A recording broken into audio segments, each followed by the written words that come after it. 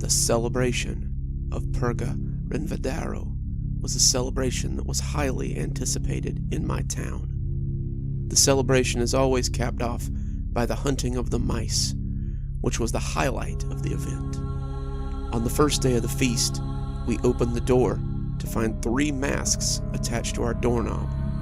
This occurred year after year for as long as I could remember, and I didn't think it was strange at all. Every year we would open the door, find the cat masks, long, wiry whiskers and pointy black ears, hanging from the doorknob to our home. There would be one for my mother, one for my father, and one for me. We would wear them at the festival, riding the rides and playing the games, lifting them only slightly to eat food at the feast as we gave praise to Saint Rocher.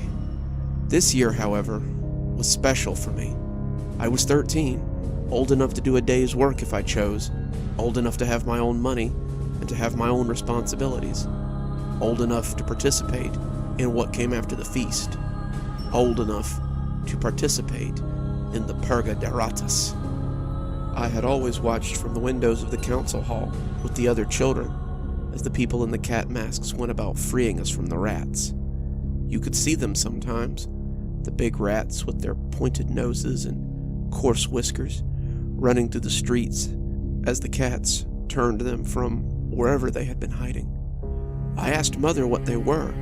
They were larger than the rats I had seen in the pantry on occasions, and she had told me that these were the undesirables, those who Saint Rocher had chosen to purge from the community, and that it was the job of the town to become his cats and free the community of them. I asked her once if we could be chosen by Saint Rocher to be purged on that night. She told me I'd better pray it never happened. Those who were purged during the Purga De Ratas were cursed and removed from the town after they were destroyed. This was the year I would discover what that truly meant. I went to the festival in my mask, excited for the night to come.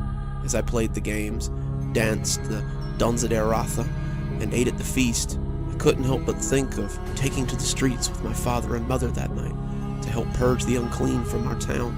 Mother had said that they were Saint Rocher's enemies, said that her father had said they were filled with spirits who had brought the plague to our city when she was a girl.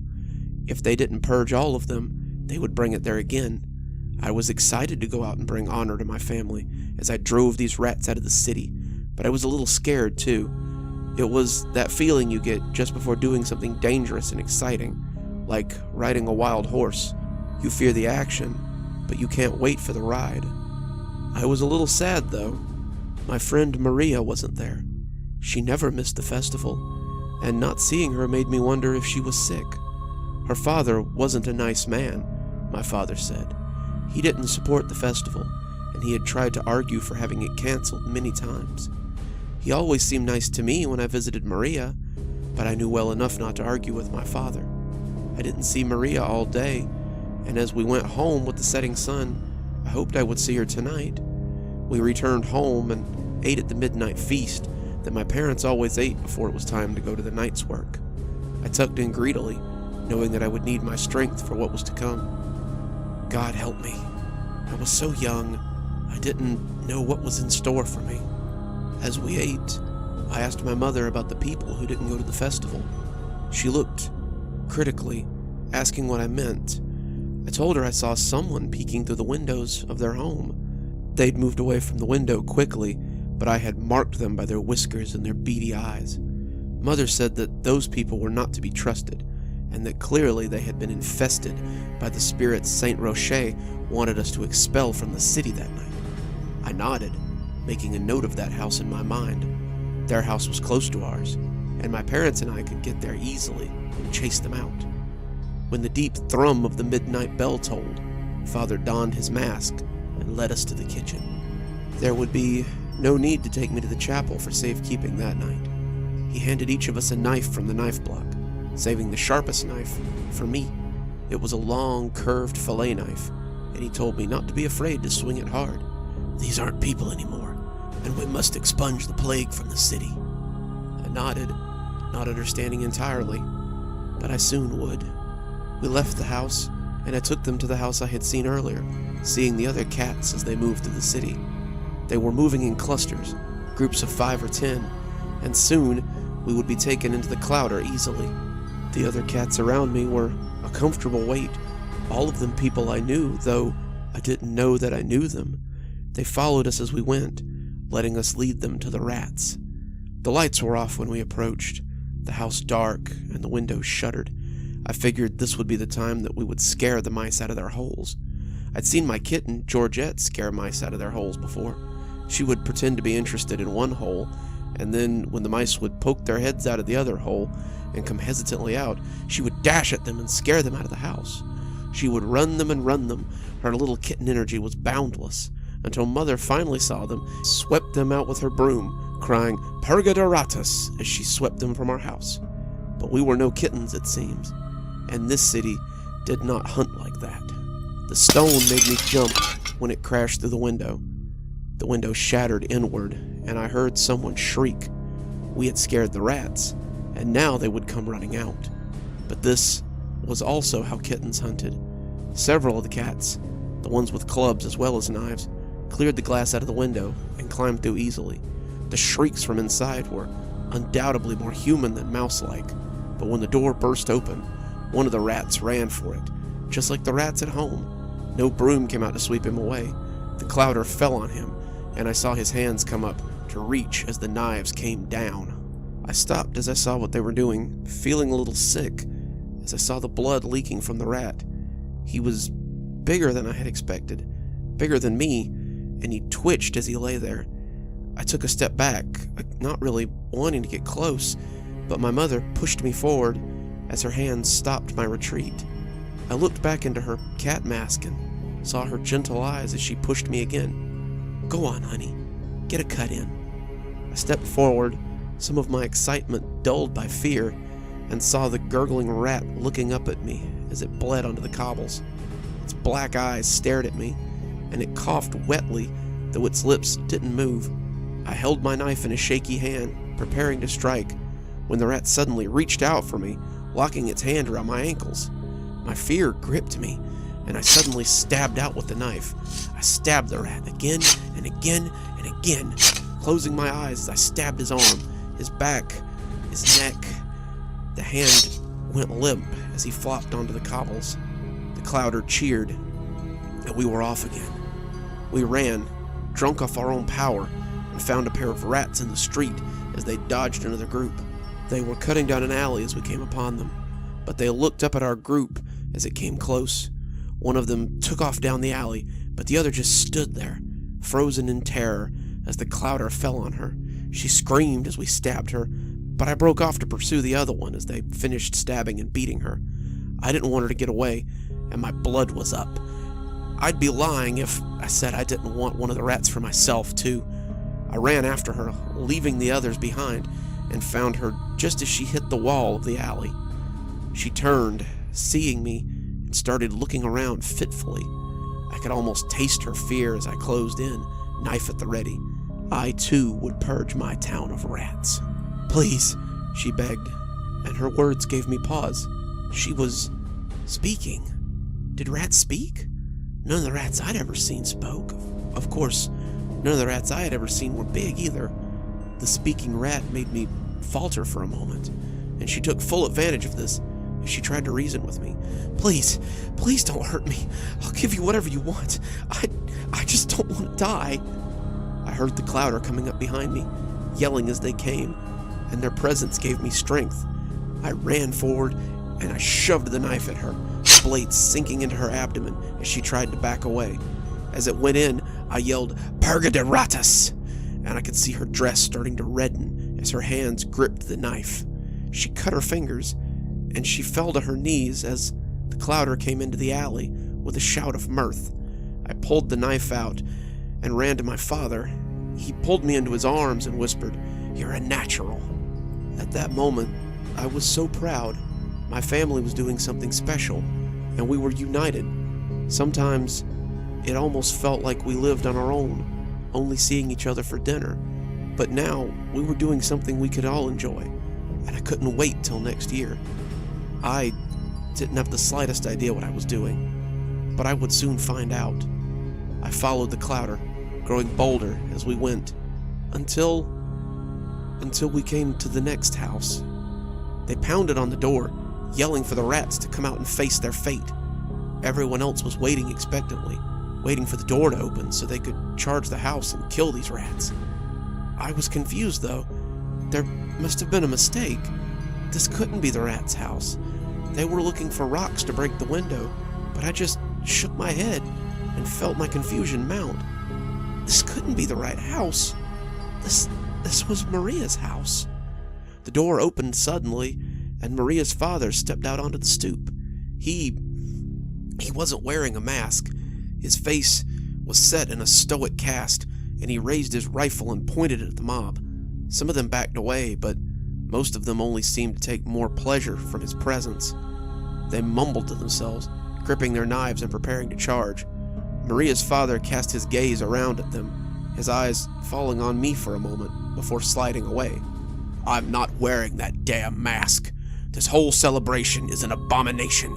If you mean to take my family, then you can come and try. I'll take a few of you with me. Just remember, which of you will be wearing a rat mask next year?" I backed away from the clouder, slowly, my knife hitting the cobbles. No one noticed the metallic sound, or the scream that followed it as the rifle blammed loudly. One of the cats had charged him, thinking he wouldn't shoot, and now he lay bleeding on his doorstep. The gun went off again a moment later, but I didn't see who had been killed that time.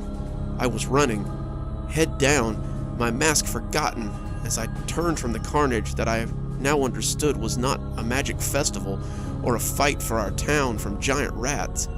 We were killing our friends, our neighbors, and I would never understand why. I ran as the tears streamed down my face, and I didn't stop running until the sounds of rats and cats were behind me.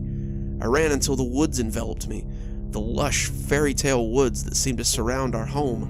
The trees whipped at me, the roots pulled at me, and I just kept running. I ran from the horror, from the chaos, and I didn't stop until the ground went out from under me. Suddenly I was tumbling.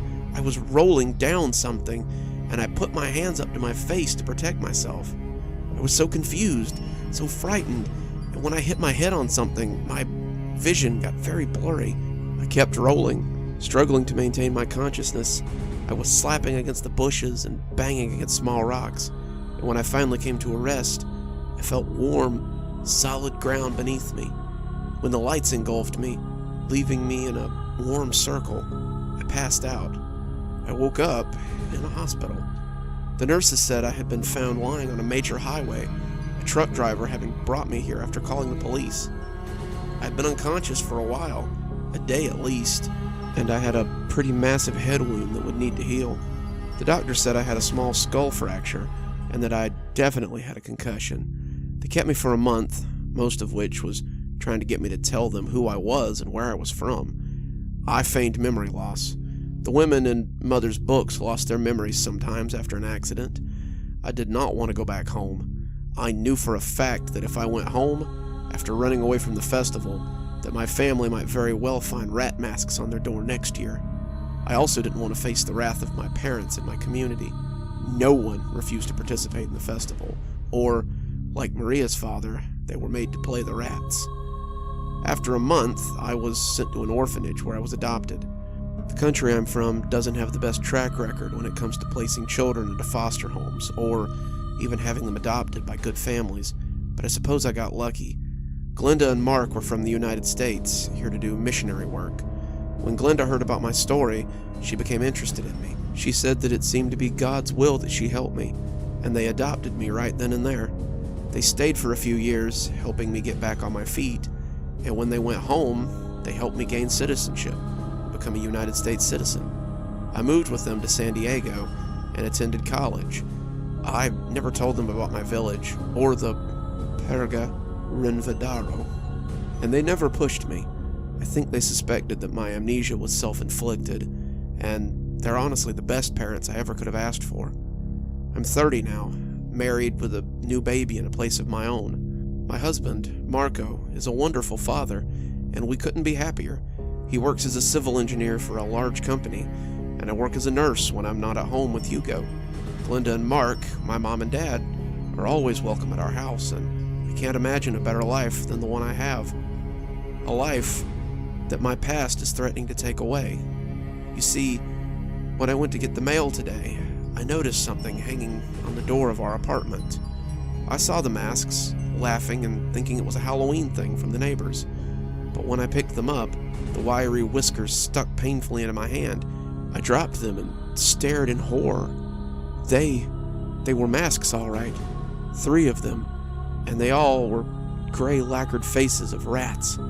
The whiskers were frayed metal wires, and the nose of one had been broken in the fall, a delicate black bulb that now lay on the pavement beside the mask. There were 3 masks, as I said, and the third was the one that filled me with the most dread. 2 were normal-sized, easily capable of fitting an adult face, but the third was small, delicate, the eyes carved to make it look scared and sad. A mask for a baby. There was a note inside one, and I thought I would tear it as my shaking hands reached out to open it. The paper was rough, handmade, and the ink was thick and blocky. The village made its own paper, its own ink, and rarely traded with others. I had no doubt that the masks had been made by the same old man that used to make them every year. I felt the tears come on, and as I read the note, the concrete bit into my knees as I went down to them to sob into the paper. The note read, "Joyous Purga Rinvadaro. Join us this evening for the Purga De Ratas. If you cannot attend, don't worry. We will bring the celebration to you." "Rachel, are you sitting right in front of that television again?" came her mother's high, reedy voice from the kitchen. "No," Rachel called back, her voice incredulous, as if her mom would just assume something like that. Like she'd just hear the TV, always television to her, and always in the tone of deepest scorn, and assume that Rachel was sitting 5 feet from it. In truth, it would have likely been easier to split the atom than slide a piece of notebook paper between Rachel's face and the murky glow of the old television set. Like most of the children who had reached the age of 10 in this time of technological marvels, Rachel found her entire world balanced within the glow of that box. In it were held the 500 TV channels of her life: sports, cartoons, news, cartoons, current events, cartoons, and the scary movies that her mother would have had a fit if she knew she were watching. Rachel quickly spooled the channels through to the 5 or 6 that showed scary movies, being careful to move the volume down to 2 little green bumps that would ensure her mother didn't hear the TV. Her mother would have an absolute coronary if she knew Rachel was watching anything that wasn't approved family television by the Council for Moral and Ethical Values. Even in her head, Rachel always assumed this name was delivered in a reedy, nasal voice of a cultured and obviously boring old man. The whole town was like that, so caught up in their own ancient sense of what was right and wrong that they didn't seem to understand that times were changing. It was like Burrow was caught in the 50s sometimes. All the kids in town lived on their TVs. It was just a way of life. She spooled through the TV guide and saw that 3 movies were playing later that she wanted to see. Carrie was playing at 10:30, but that was much too soon. Her mother might be good and asleep by 11, but not by 10:30. The other channel, however, was showing Child's Play at 10:30, followed by something called Darkhaven. As she read the description, she knew that Darkhaven was the one she wanted to see tonight. The description sounded pretty cool, and it promised a true scare not often found in modern horror. The runtime was just over an hour, too, so even if her mom woke up at 2, as she was sometimes wont to do, she could easily be back in bed and well asleep before. And what is this? Rachel squeaked a little, and the remote clattered to the floor. Batteries rolled hither and thither as the back cover came off, and she turned her head to see her mother hovering over her. Rachel's mother wasn't an unattractive woman, but the worry lines and stress a pair of jobs brought on her had worn her down before her time. She now stood, legs spread in a linebacker's blocking stance, with her thick blonde hair thrown hastily into a messy tail, and her hands covered in the remains of tonight's dinner dish suds. Her face wasn't set cruelly. Despite what Rachel thought, she'd never once seen anything more than parental displeasure from her mother. She was wearing the stern look she reserved just for Rachel, though, it seemed. "Nothing," Rachel said again. Just trying to give herself nightmares for the next 500 years, she said as she bent down and pushed the button on the front of the TV. It went off with a little staticky smack sound that reduced it to nothing but a dumb, lifeless box. "Off to bed now. It's well past your bedtime. The idea that I'd allow such filth in my..." But Rachel had listened to just about as much as she cared to of that. She'd frozen on the bottom step like a ballet dancer, preparing for her opening move. And what an opening move this was likely to be. "They aren't filth, Mother. I happen to like horror movies. If you weren't so close-minded, maybe you'd find out that you like them too." Her mother's stern face had flushed red at that, the deep scarlet it always turned before the two had one of their more and more common arguments. "Don't you dare take that short tone with me, young lady.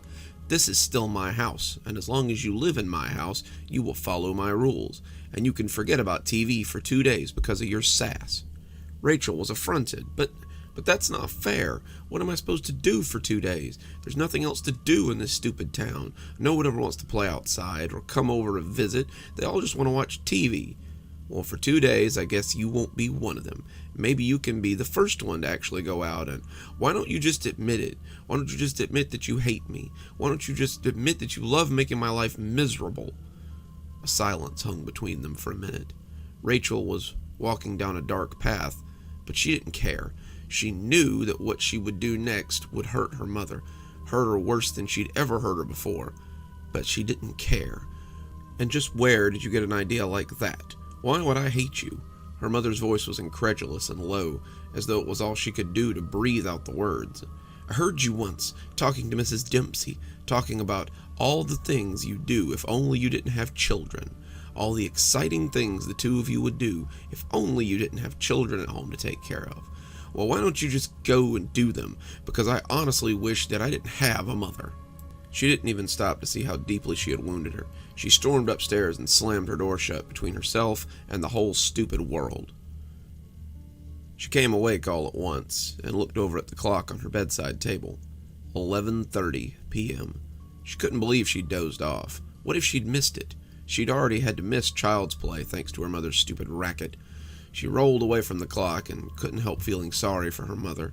She'd expected another fight, a longer punishment maybe. She might have even sassed her way into what her friends called a spanking, which her mother had never believed in. Instead, she'd just cried. Rachel had heard her climb the stairs from underneath her covers and was sure that the door would open any minute. Her mother would come storming in with a belt or a paddle or maybe even just her hand and a still glowering rage at her cheeky daughter. But instead, she just went to bed. She'd opened her door and flopped out onto the big bed she'd once shared with Rachel's father before he left, and began to cry. Rachel couldn't remember ever hearing her mother cry, not even when she was 3. Her father had left, saying it just wasn't working out. He didn't love Rachel's mother anymore, and hadn't even bothered to say anything to Rachel. For the better part of an hour, her mother had sobbed furiously, choked anguished sobs that she didn't think would ever end, at least until she'd heard them change into deep, rhythmic snores. This had been at about 10:05, but Rachel hadn't dared to sneak down to the TV. Her mother could be shamming, though Rachel didn't think she was. Rachel didn't want to risk missing the movie she really wanted to see because she had been too hasty. She'd seen Child's Play about 100 times anyway, and had decided to close her eyes just for a second when 11:35 p.m. She'd sneak down to the living room in about 20 minutes, just to make sure that her mother was still good and asleep. No sense spoiling it now by being overeager. She rolled over, and her guilt rolled with her. She shouldn't have said that to her mom. It wasn't fair, and thinking about it now, her mother probably meant nothing by it. Whose mother didn't want a life where they didn't have responsibilities or children? Rachel was mature enough to understand that, but 11:38 p.m. But it was still a rotten thing to say. Rachel was here, and her mother thinking that way made her feel like she didn't care whether she lived or died. And she was always such a bother anyway. "Rachel, clean your room. Rachel, finish your vegetables. That's not appropriate subject matter for a child your age, Rachel." What did she know anyway? Who was she to judge what was and wasn't right for her to do? 11:39 p.m. Rachel rolled over angrily, and now time was being slow on purpose. She listened closely again and could still hear her mother's deep snoring from the other room. She could probably sneak down right now and catch the climactic ending of Child's Play. Her mother would never be the wiser. But no, Rachel wouldn't spoil it for a bad slasher flick ending that she'd seen 100 times. She'd bide her time until 11:41 p.m. She was sure that she could sneak down and not get caught. She felt her eyes getting heavy again and stifled a yawn. She would not get tired and fall asleep. That was not an option. She lasted this long, and she would last a little longer. She'd have to make sure she didn't fall asleep on the couch or something, like that one time a few months ago. Luckily, her mom hadn't woken up till nearly 7 after the storm had knocked the power out. The TV had been off, and all she'd been able to yell at her for was not waking her up and falling asleep on the couch. Oh, but hadn't that been a good night? Watching Ether Man during a rainstorm, and having to stifle a scream when the lightning had peeled out just as the knife slash had landed. 11:43 p.m. Rachel threw the covers off angrily. If time wasn't going to cooperate, then she'd just go ahead and risk it. She pulled on her fluffy pink slippers and her black bathrobe for night sneaking, and opened the door to her room carefully. It gave 1 or 2 traitorous squeaks, but they were small ones. Her mother's breathing never altered in the least. She slunk carefully into the hallway, past her mother's door, and down the steps as she tried hard to avoid the loose 8th step. Finally, she was down in the living room. She flipped on the TV and was bathed instantly in its warm, staticky glow. It was on the right channel, too. Child's Play was just ending, the credits beginning to roll, and the volume was still at the right level for night watching. She reclined against the couch as she waited for the letters to glide slowly to an end. She folded over herself and took a pillow off the couch to rest her head against. As the last name spilled sluggishly by, the screen lit up with a short infomercial about stock in a growing business firm. She flipped on the info button and read the description of Darkhaven again. As the smiling cowboy-hatted speaker finally delivered his tagline, "So put your trust in smiling Walter Rigsby, and you'll see the returns growing like our condos." Then the screen went eerily dark for what felt like hours. When it lit again, it was panning in on a dark forest, probably one in New England or Maine, and Rachel was accosted by the creepy circus grind of the intro music. She sighed. She couldn't believe she'd be missing TV for 2 days because of a slop-budget late 70s B-movie. The production value looked shoddy, even to a 10-year-old, and the camera work looked like some guy with a camcorder had shot it. She shrugged. Might as well see how it played out. It was only an hour and change anyway. The story started slow. Some settlers on a boat were in a bad storm, one of those Christopher Columbus specials with masts and lots of wood. A man on board was writing to his wife about how he missed her and wished she'd come with him to the new colony. There was some flashbacks, him arguing with some other buckle hat guy and asking some others to leave with him. Then a guy burst into his cabin and told him he was needed on deck. The following scene had been a little cool. Some of the men that came up to help had been washed overboard as they tried to save the ship. The actors were doing a pretty good job of drowning as the boat sailed away, unable to rescue them, though they were certainly trying with all they had. It got boring again pretty quick after they landed. Lots of farming, lots of good moros and banter. There was one old woman they seemed to think was a witch, but they left her alone instead of burning her like they usually did in these types of movies. Rachel was starting to nod off when an Indian came into town one day, accompanied by some equally as unbelievably white-looking Indians. He told the letter writer, who was their mayor or leader or something, that they had settled on sacred ground to the local tribe, and that they would have to move the town or suffer the Indians' wrath. This led to a good little stretch of Indians returning nightly to burn their houses and kill people. Believably kill people, too. When one Indian brave buried his tomahawk in one of the settlers, she wasn't honestly sure she could see the effects that made the blood splatter. The scalping looked pretty grisly, too, as did the horse dragging and the execution of the braves they caught during the attack. This progressed until the people of the village had gathered to try to find a way to stop the Indians from attacking Darkhaven. The Indians had called it Darkhaven in their native tongue, and so some of the settlers had taken to calling it that too. Rachel was interested by this point. The movie had turned out to be not only very gory, but also very grabbing. She couldn't remember why it had been boring before. Suddenly, every character seemed more than real, and every death was as real as it would have been if it had been one of her own family members. The village's salvation came from an unexpected source. The old witch woman turned out to have a book that told her how to call forth a terrible power. He will crush the savages, she told them, in exchange for a pure soul. The townspeople then, with little to no discussion it seemed, rushed out to find a virgin, despite the protests of their leader and the local priest. Rachel sat close, a paper's breadth between her and the TV. They took a young woman and strapped her to the ground. The old witch cackled as she drew around the sobbing girl in the dirt, and the woman screamed and writhed as she pulled at her chains. She begged them to release her, tears pouring down her face as the old hag began to work her magic. The townspeople, for their part, mostly just stood around and looked somber and embarrassed. They didn't seem to know what to do here, and as the witch's spell began, many seemed to have second thoughts. It was too late, though. The drawing in the dirt began to glow painfully bright, and thrum in a dark crystalline purple that made Rachel squint.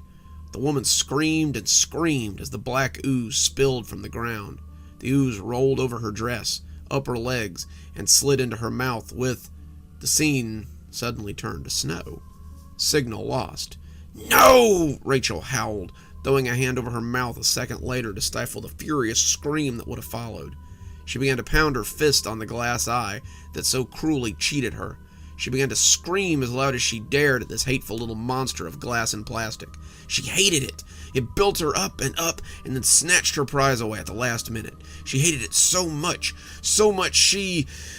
Her hand made a wet sound as she struck the screen. She pulled her fist back and looked down at the darkened surface. What was that? She held it to the salt and pepper snow of the television and looked in confusion at the dark liquid on her fist. Was that mud? Is her hand covered in... Good God!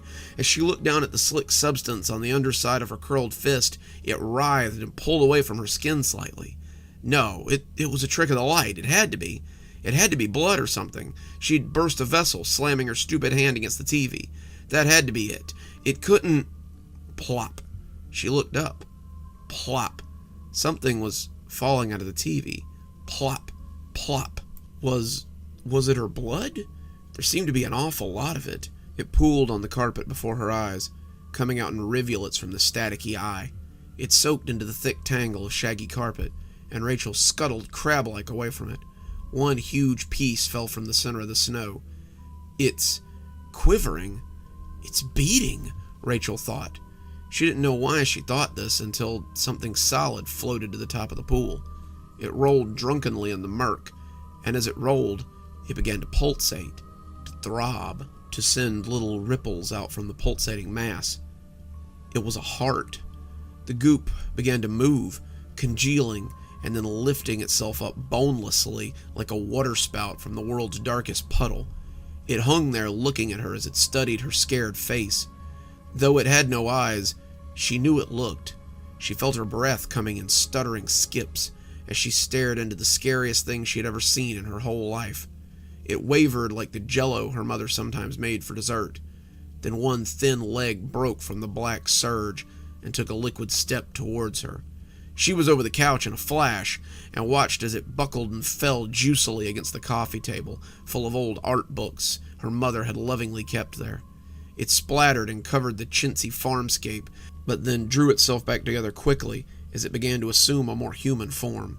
Its arms and legs were too thin, its torso like one of those department store mannequins she'd seen in Woolworth's, and its head was a vague oval with a sleek, featureless face. But still, she knew. It saw her. Her fear grabbed her fully, but unlike most children, her fear always transferred into flight. She took to the stairs 3 at a time. She drove through her bedroom door and slammed it shut behind her. It rattled and buckled not a heartbeat later, and came open with a monstrous crunch. She was thrown like a rag doll across the room and onto her own bed. The creature was inside, already lunging towards her. It tripped on those 2 thin legs, though, and one of them connected with her beanbag chair. She leapt over it. She was out of her room again, slamming the door shut behind her as the creature gained its feet again. She ran to her mother's room, her fists sounding like cannon shots as she banged frantically on the door. "Mom! Mommy! Please! Help me!" Her mother, dressed in the same rumpled clothes she'd come home in, threw the door open, brandishing a long wooden bat as she came into the hallway. She looked left, looked right, and then dropped panting to clutch at Rachel. "Honey? Rachel, what's wrong?" "A man, a thing, it's in my room, it's... But then she realized with real terror that it hadn't followed her. Something that quick should have been through the door and after her in a heartbeat. She looked back at the closed door, and dread began to coil there. Why hadn't it come after her? Rachel's mother looked at the door, and then pushed her daughter behind her. "I'll go have a look. You stay here. Call 911 if something happens." "No, Mom, please. Please don't leave me. Let's go call them now, and they can..." But she was down the hall, and to the door faster than the creature could have even managed. Her mother put herself against the wall like a SWAT cop preparing to burst into a drug house. She brought her foot up and kicked the door, and Rachel cringed and closed her eyes, expecting the thing to leap on her mother in 5 seconds, 10 seconds, 30 seconds. No screaming, no yelling, nothing. She opened her eyes and saw her mother walking around the room, checking in the closet, looking under the bed, behind the furniture. She had turned on the lights, and with it didn't seem half so scary as it had a minute ago. Her mother swept the entire room 3 times, baseball bat at the ready, but after the 3rd time, she shrugged and turned back to her still shivering daughter. "Well, no boogeymen, Rachel, no monsters, no shadows, but I did find this little creature waiting patiently for you to stumble over him." She held out a well-worn teddy that Rachel had had since she was a baby.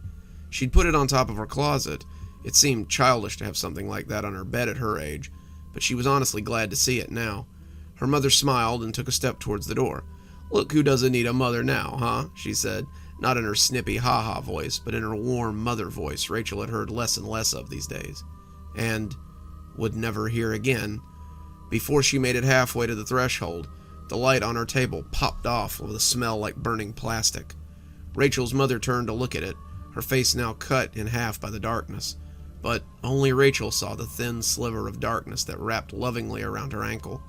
Her mother registered it a moment before it went taut as a noose, and Rachel saw a sad mix of terror, regret, and savage resolve to fight anything that threatened her child. Surprise and bemusement at the thought of being so vulnerable in her own home snap across her mother's face.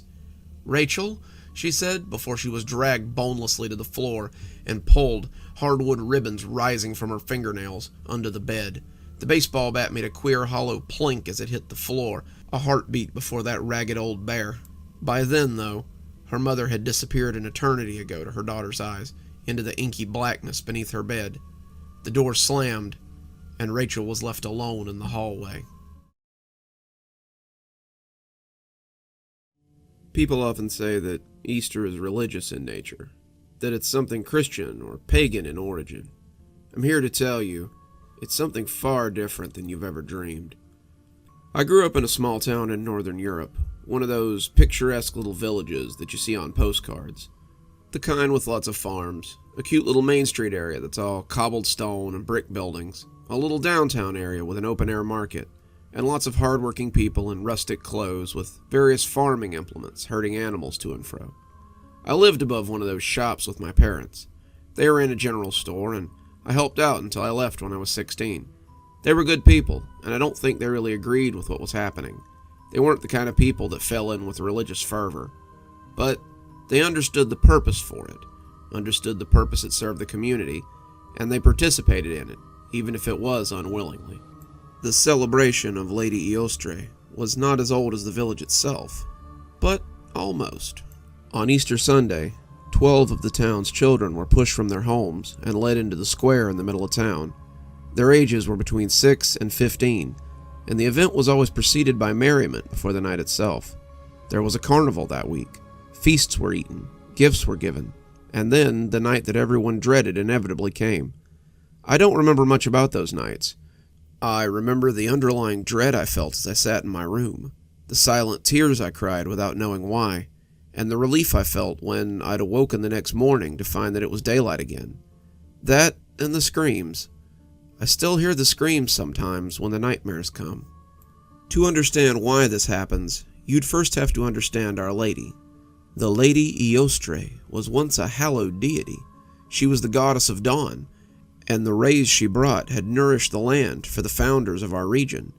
Eostre had shown them where to go, shown them where to plant, and the bountiful harvest made the townspeople rich and the cities prosper. They praised her and her generosity, praised her for her gifts, but she told them too late that there was a price.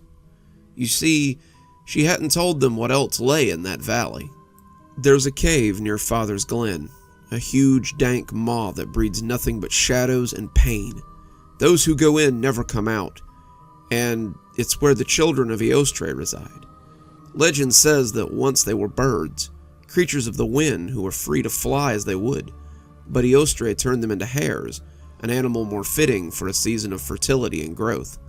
The hares were pleased with this. Now they were free to explore the land as they had once explored above, but over time, they grew to hate the children of men, who often hunted them and their smaller cousins. When the people moved into the valley, they began to hunt the rabbits for food, which infuriated the hares. The valley was said to be thick with rabbits and hares at one point, but the humans were in for a surprise as they filled their stew pots. The children of Eostre, the hares, began to come out at night and hunt the men, and many, hares and humans, died as a result. The ensuing skirmishes were good for no one, and Eostre stepped in. In her infinite wisdom, she brokered a trade, a contest of sorts. If you would hunt the humans, then give them the same chance they have given you. For one night, the weakest of them will hide and run from sunset to sunrise, and any you catch will be your prize. Once a year, you will send 12 of your young ones, one for each month that you have hunted my hares, and they will search for them. If they find them, they may take them back to their cave. Those who they do not find will go free. For every other night, my hares will remain below the ground, never to hunt a human under my protection. This is my decree, and all shall abide. And so it has been from that day on. I was chosen only once to participate in the festival. The town wasn't huge, maybe 30 or 40 children of the desired age at any given time, and it wasn't uncommon for a name to come out of the kettle more than once. My friend Maria was chosen 4 times, but managed to hide until dawn on all but the last time. A sibling could go in your place, and sometimes they did. I remember one year that a boy named Elaine had went in his sister's place and was supposed to have killed 3 of the hares before they got him. I never saw the bodies. Everything was cleaned up as it always was when we came out the next day. Most years, I just sat in my room with the doors and windows locked as I cried into my arm and tried not to listen to the children below as they screamed. Most years, only a few lucky kids came back. I was fortunate enough to come back the time I was selected. I suppose I wouldn't be telling you this story otherwise, would I? I was 8 when I went out to do my duty, as my mother put it. I was scared, but part of me just couldn't believe that I would die or never come back. I was young, and all children believed themselves to be immortal. Hell, even the thought of rabbits coming to get me made me giggle. I could just imagine little bunnies with torches and pitchforks, hopping along as they tried to catch a bunch of terrified children. Even as the nun told us about it in the local school, I giggled a little, earning myself a smack with a ruler for my insolence. You won't think it's so funny when you're in the streets some night and they come for you. I saw my father when my name was drawn, and I couldn't understand his terror. I had heard the screams, of course, but I believed they were just people putting on. I knew that people got killed, but I didn't really believe it. Why would my parents send me out to do something that would get me killed? My parents loved me, and I knew they wouldn't want me to come to harm. I was confident that this was just some Father Christmas or Tooth Fairy sort of thing. Just a bit of harmless hogwash for children.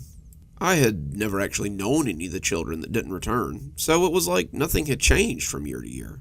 How small my world was, and how frightening it seems now that I was so naive.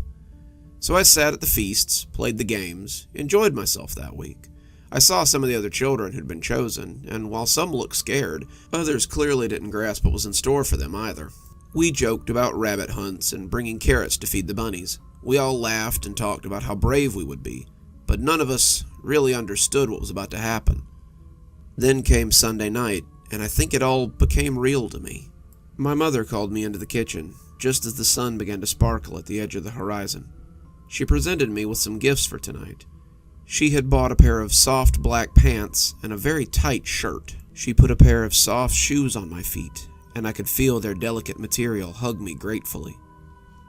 Listen closely, because what I tell you might save your life.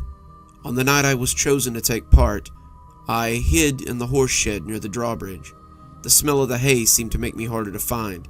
If you bury yourself deep in the stack, You should be safe until morning. Don't try to fight them. Don't be careless or brash. Just run and hide and survive. I love you. Your father loves you.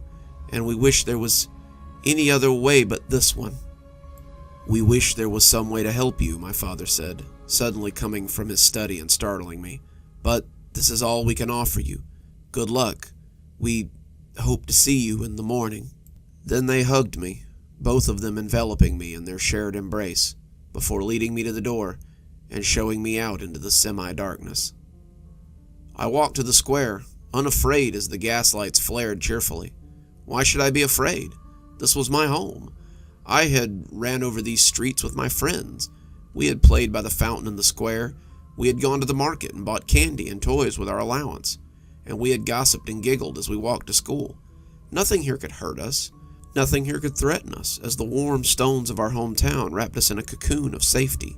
This was just a game for grown-ups to play, and it would prove as hollow as the stories of the boogeyman or the goblins who came to take away naughty children. I could see the others as they flitted into the square, but they were not quite as chatty as they had been earlier. As the sun set, casting the last of its light on the town, we heard the bell toll and saw the mayor come out onto the balcony that overlooked the square. He looked resplendent in his long coat, his shoes with the buckles gleaming in the dancing torchlight, as he stared down at us from his high perch. He looked sorry to see us here, but resolute in his decision. He would carry this out, then he would step back inside, so we didn't have to watch the results of his actions. "We give thanks to Eostre for a beautiful harvest, for the valley that we live in, and for the gifts that she has given us generations ago. We ask her to watch over these little ones as they hide from her children. May she take pity on them and let them come home again."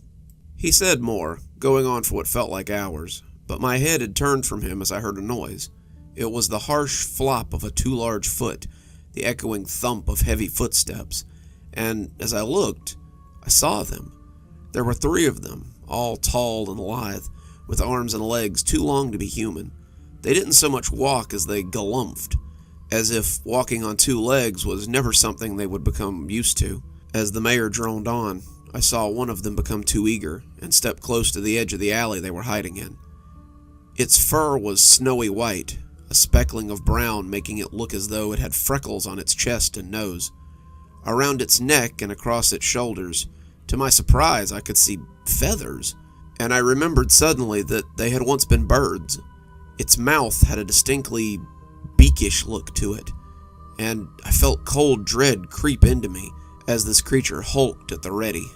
It held a delicate-looking flint knife in its too large hand, and my humor at the thought of being hunted by bunnies was gone now. These were no cute little hopping creatures you sometimes saw in the glen. These were like the trolls and goblins we were told stories about, old and mean, and utterly devoid of human kindness. As the sun sets, I beg you all to flee. Go now, before they're set loose by that ancient promise." Some of the others had seen them too, and I was suddenly aware that the press around me was thinning. Children of all ages were running, fleeing into the corridors and alleys we all knew so well. I was running too, leaving behind the few who were still gaping up at the mayor as he moved away. They would give me time to run as the creatures found them first. Their screams were high and terrified, but mercifully short. I ran for the stables, just like Mother had told me to, but the hares didn't stay in the square for long. The streets echoed with those strange hopping thuds, and I could hear them as they caught others. Children were easy to track. They wept, their feet thudded loudly, their breathing was much too deep, and the hares seemed to locate them easily as I ran for my life. Unlike the others, my shoes seemed to whisper over the cobbles. They were soft, hugging my feet like a second skin. And though the night was breezy, I never heard so much as a flap from my clothes. I was like a shadow as I traveled the streets of my home, and when I saw the bridge looming up in the distance, I put on an extra burst of speed. When I heard the flapping, galumphing sound of those 2 wide feet, though, I threw myself against a nearby wall and stayed as quiet as possible. I could hear it as its feet slapped at the cobblestones, its nose twitching as it tasted air that likely stank of humanity. The sounds of its twitching nose made my skin crawl, the noises akin to bugs that had nested under a loose cobble. I put a hand over my mouth as my fearful breathing threatened to give me away. I couldn't tell how long I stood there. Time seemed to creep by as the creature looked and sniffed. Fear time is always different than actual time, and the stretch of seconds can seem to take decades in that moment of extreme terror. Then, mercifully, he left, and I ran like the rabbit I had become for the stables. The stables were empty, the horses taken elsewhere, but the hay trough still remained. I plunged into the itchy depths, making myself into a ball as I shuddered at the bottom of the pile. The clothes my mother had given me were long-sleeved and long-legged, so I had only to cover my face so the itchy depths wouldn't give me away. The scent of hay was strong, and the dust that coated me made me stifle a sneeze. I had to be silent. I couldn't do anything to give myself away. I lay at the bottom of that trough for hours, my adrenaline running high and my ears straining for the smallest sound. I heard them when they came in the first time. There had to be at least 2 of them, their feet slapping at the cobbles as they searched the stalls. I heard them turn over tubs, open closets that were only occupied by horse tack, and grumble in their strange language when they found nothing. When one of them came towards the hay trough, I thought I was done for. It dug through the hay, pulling handfuls away as it searched, and I pressed myself as flat as I could against the bottom. I had to stuff my fist in my mouth, careful not to rustle the hay, for fear that I would be given away by a scream as the creature got closer and closer to finding me. My fist was sweaty, the taste of hay and dust likely to choke me, but I held absolutely still as it threatened to uncover my hiding spot. When it sneezed, the dust getting into its nose, I almost sighed in relief. It scooped out a few more handfuls before stopping, sneezing again as it moved away. Those deep thumps took it out of the horse stall, and I was left to shiver and shake as my adrenaline coursed freshly through me. Somehow, I couldn't have told you how at the time, as the adrenaline ebbed off, I fell asleep at the bottom of the trough. When I awoke, it was daytime, and the night of terror was at an end. My mother found me, hay still clinging to me as I walked towards home. She pulled me close and kissed my hair, thanking Eostre for my safe return. Given that Eostre was responsible for what had happened last night, it seemed silly to thank her. That night was 15 years ago, and I've since moved from my small rural town. Hamburg makes the place I was born look like a dirt track, and after college I found work easily as the foreman of a textile mill. My parents call me once a week, sending letters in this age of email instead of getting with the times. I've settled down now, had a child of my own, and our conversations always seem to turn to when they will get to meet their grandson. My answer is always the same: when you come to Hamburg to see him. After all that I've witnessed in that place, after sitting in my room for 8 years with the knowledge of what was going on outside those walls, I'll be damned if I'll let my son anywhere close to those damned Warrens and those snuffling monstrosities. So when you hear about the resurrection, as you bite the ears off your chocolate bunny, count yourself lucky that you live without the fear that was such a big part of my childhood. Remember that somewhere, there's a bunny that would love nothing more than to bite the ears off of you. I pulled up in front of the shop and had to recheck my directions. It was a dingy little hole-in-the-wall place between a Dollar General and a computer repair shop. It looked like it had just existed here since the creation of the first VHS tape. The windows were covered in thick yellow paper, and the outside was caked with a film of old dirt. The sign on the door read "Open," but it was barely visible through the dirty windows. There was no way this place was what I wanted. When I was a kid, I remember watching a show called Children of Man. As a kid, the premise of the show appealed to me. The show was all about kids living on an island in the Pacific, trying to survive day-to-day trials. The producers had gotten about 40 kids from all over America, ages 10 to 12, and dropped them off with supplies and instructions on how to survive. The host, Chris Mansworth, was a survival expert, and he would create challenges every day for the kids to complete. There were 4 teams of 10 kids, and the winner of each challenge got something cool for their area of the village. I watched the show religiously as a kid. Every Saturday night, right after The Simpsons, the show would come on, and I would be enthralled. I always imagined that I was on the island with them, surviving day to day. The challenges were really neat too.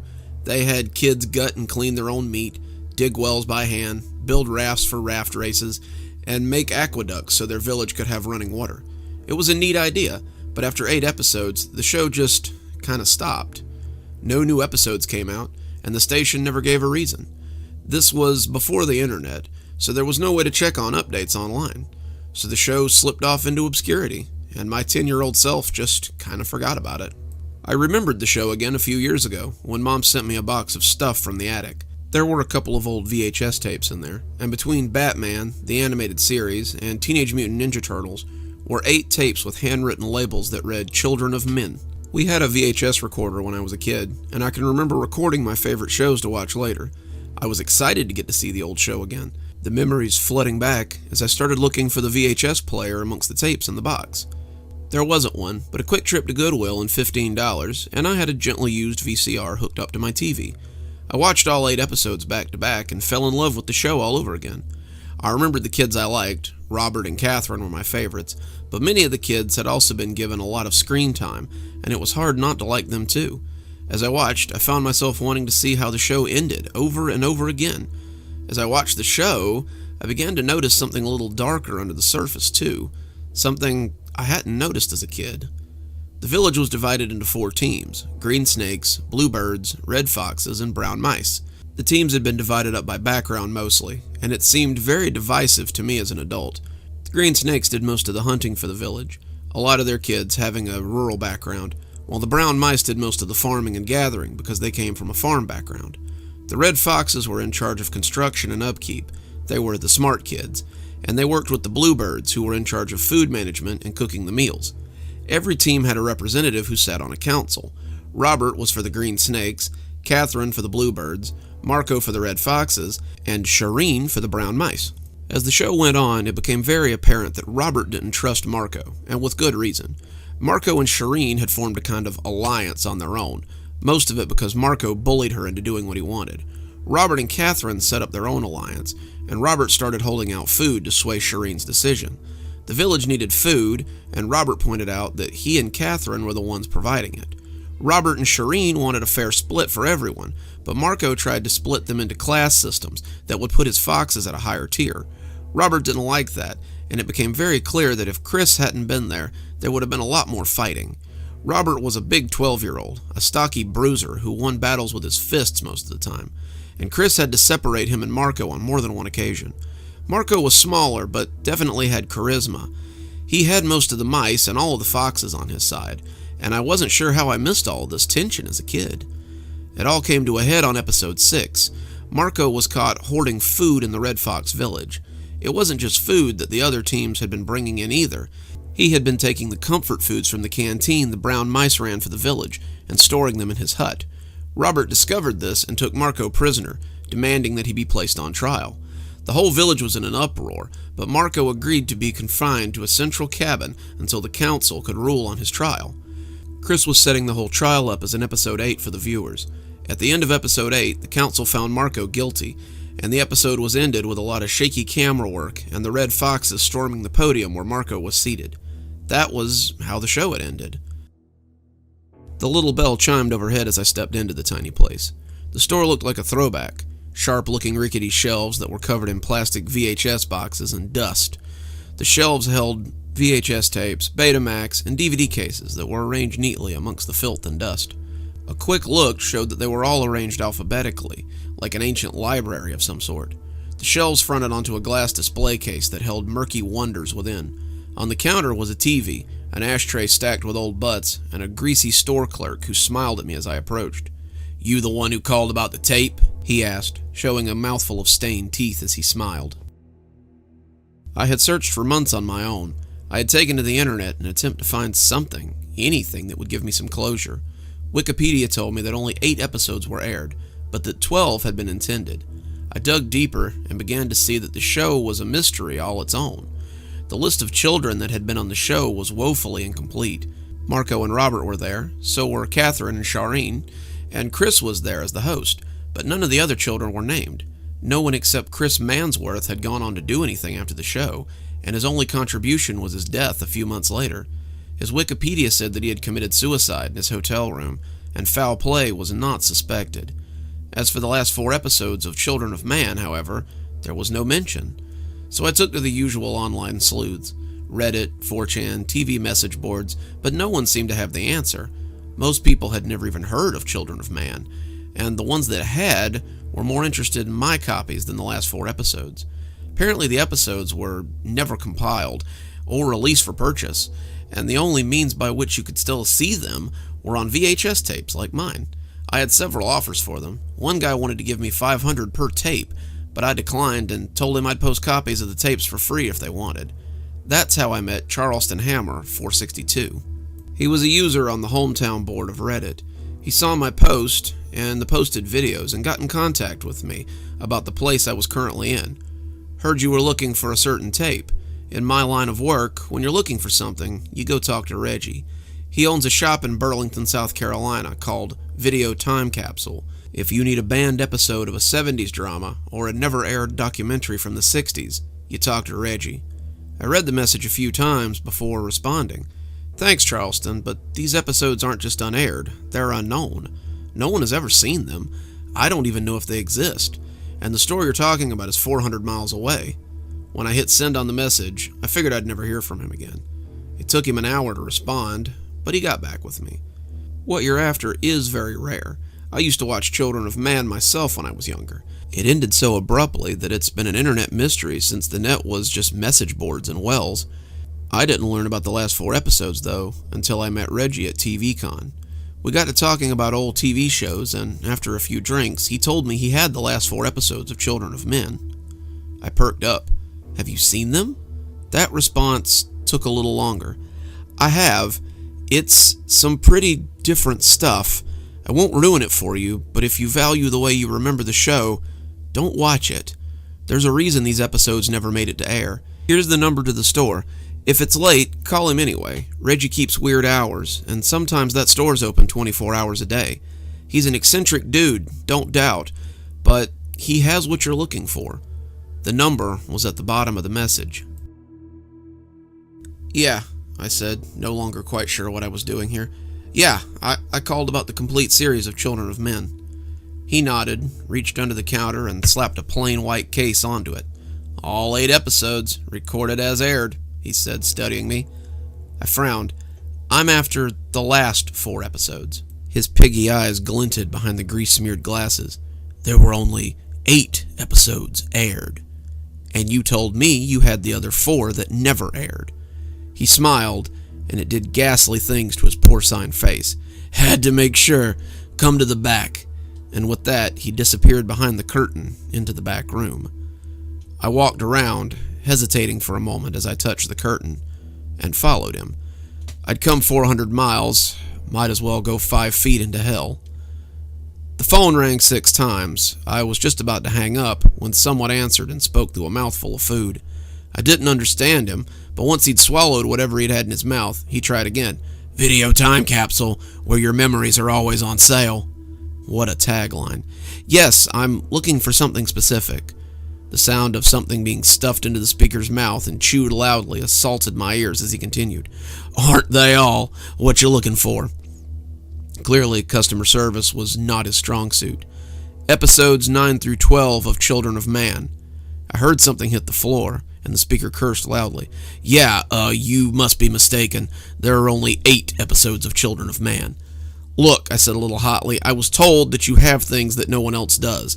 I want to see those episodes. I don't even want to buy them. I was just told that you have them in your possession. Is there any way that I can just... $500, the voice returned, and the tone was not to be bargained with. In cash, before I will even let you see them. I agreed, despite the outrageous price, and now I was here in the grungy shop, preparing to go into the back. The back was worse than the front. DVDs and VHS tapes were stacked into teetering piles. The back room was lit by only a few dingy overheads, and I could see an old TV casting its glow from the back. The floor was riddled with trash, and I swear you could hear the mice scampering around to get out of my way. What sort of videos could you find in here? Would this place give me anything but heartbreak? This seemed like the setup for 1,000 scary stories, and I suddenly didn't want to see these mysterious artifacts. But like anyone else who comes to find things that they want, I needed to see them. Reggie was waiting by the TV. He had an ancient set that looked very similar to the one my parents had owned. On top of it was a VHS DVD combo player that had a set of rabbit ears stuck out of it like a weather vane. There was a wooden chair in front of it with a little blue pad on it. Reggie held up a hand. $500, he said. I reached into my pocket, but I paused. How do I know it's authentic? Look, I could get into a lot of trouble for even owning this, okay? You think guys who possess child porn go to prison for a long time? This would put me under the prison for life. If you want to see those episodes, then I need the money. Are we doing business or what? I handed him the money, and he popped the cassette tape in and walked away. Not joining me, I asked. Not for another $500, kid. I heard the curtains rustle, and the show began. Episode 9 gave us a recap of the trial and then the storming of the stage. When the show started, I noticed a distinct lapse in the film quality. Whoever was operating the camera was just shorter than the usual crew members, and they seemed barely able to lift the heavy rig. Finally, the camera had Robert in frame, and he began to fill us in on what was happening in the village. It's been about 3 days since Marco's trial and his escape. Since then, Fox Village has been separated from our village. They took most of the brown mice with them, and now they're trying to raid us every night for food. Something's going on over there. We heard shouts this morning, and at that point, the shouts got louder, and Robert ran off screen as the camera tried to follow him. We came to the edge of Red Fox Village. Many of the huts that were once on the verge had been burnt out, making a kind of barricade between them and the rest of the village. Many voices were cheering as something swung from the tree. At first, I thought it was just an effigy, a dummy maybe, but then suddenly I realized it was Shireen. She hung like a grotesque wind chime in the space between the villages, and Robert shouted for Marco to stop being a coward and come out. Some of the kids were crying, but everyone on the other side cheered and shouted, "Traitor!" or "Faithless!" at the swinging body of Shireen. I sat glued to the TV, unsure if any of this was even real. It was night when the next recording resumed. It seemed that whoever was running the camera wanted us to see a raid. The night vision on the camera showed kids with torches fighting other kids who were leaving their storehouse in a hurry.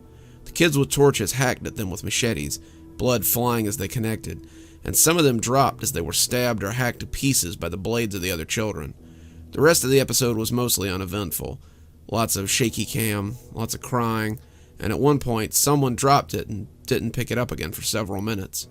As the episode ended, I was left looking at my own stark face looking back at me.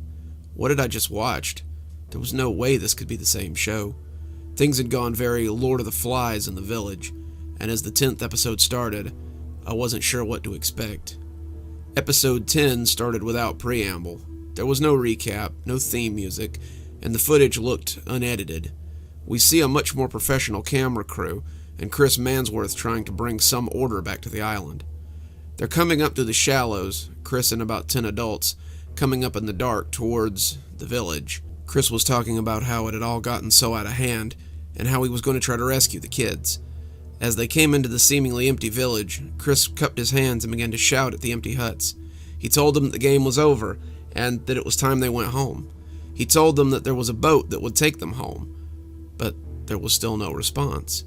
He moved deeper into the collection of straw huts, the fires burning low around him, and that was when they struck.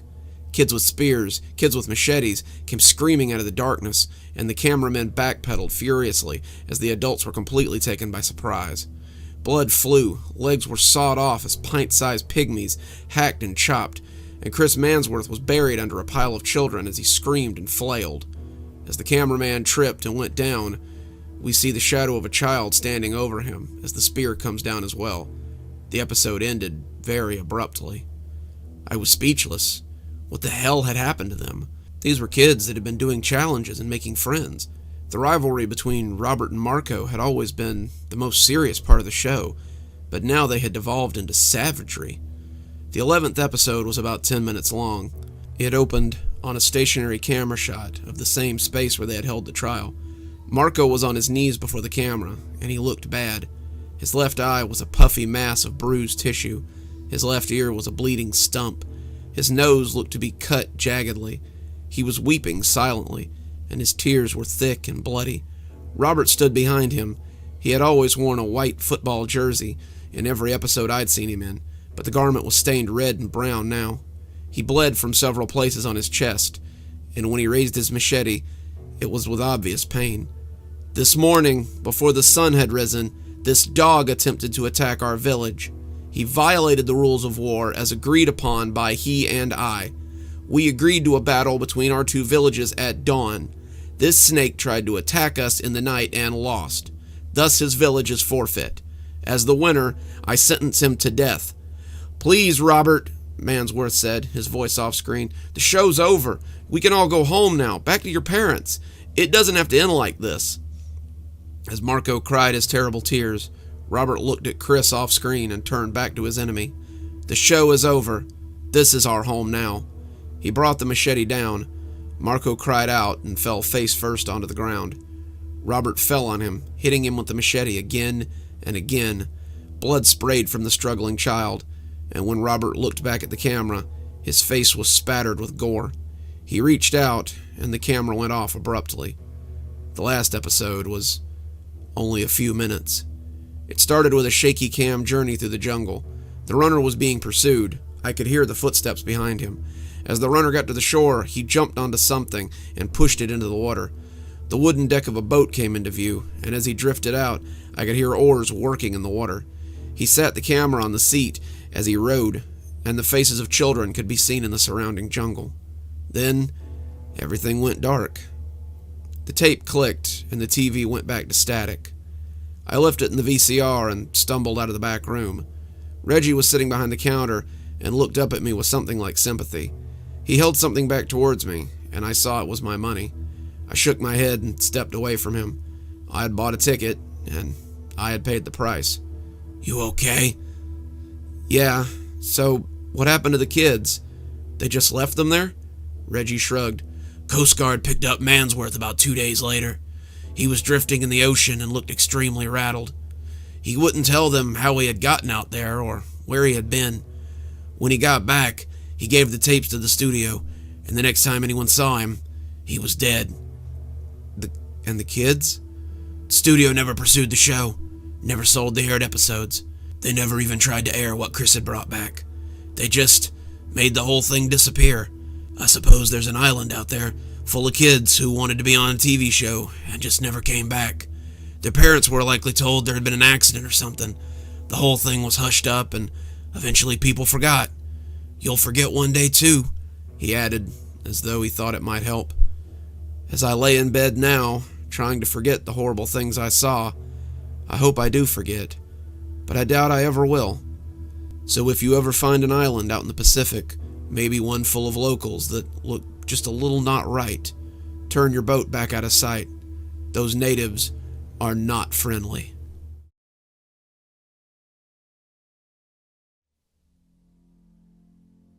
And so, we commit Malcolm Tyler to the earth, ashes to ashes, dust to dust.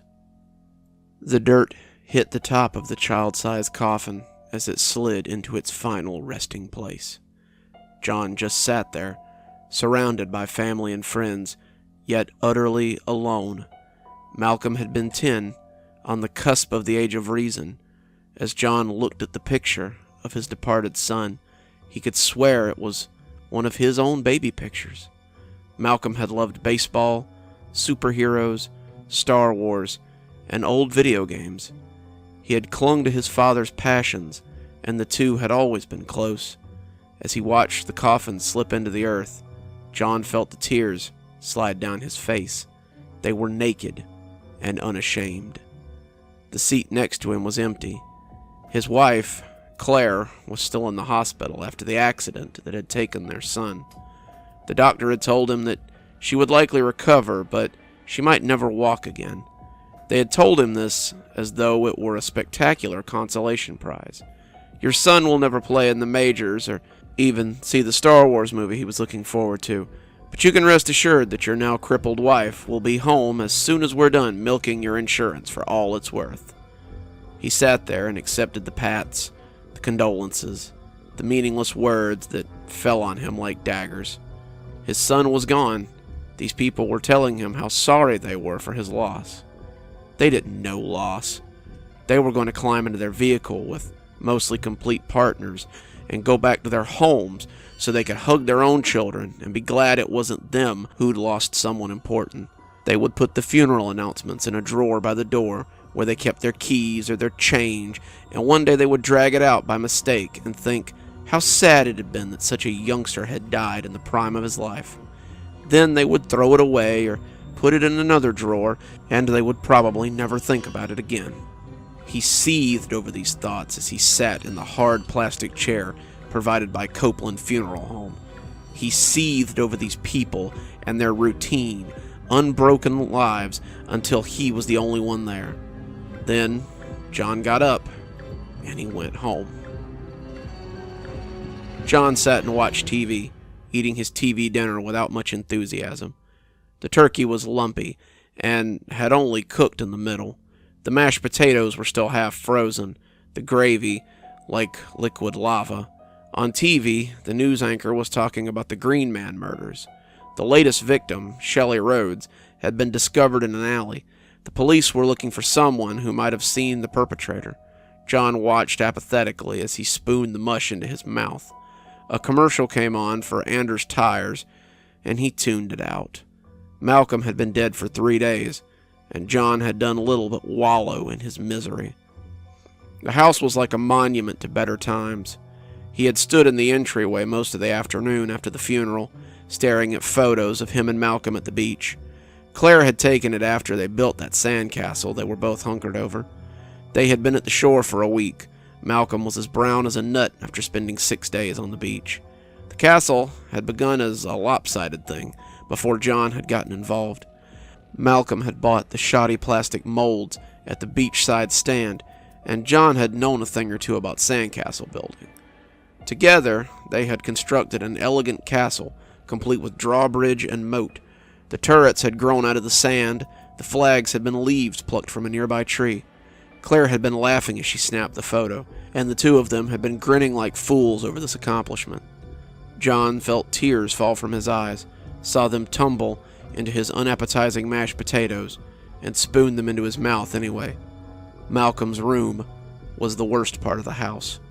The room stood at the very top of the staircase, easily viewable from the downstairs landing. John had stood in the dark last night and just looked at the doorway from the bottom step. The nightlight cast the scene in a strange shadowverse.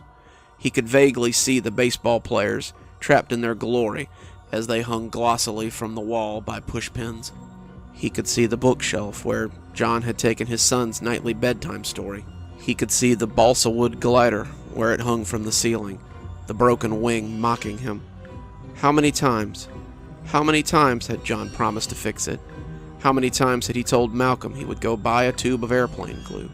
How many times had he gone to the store and not done it? He had thought he had time.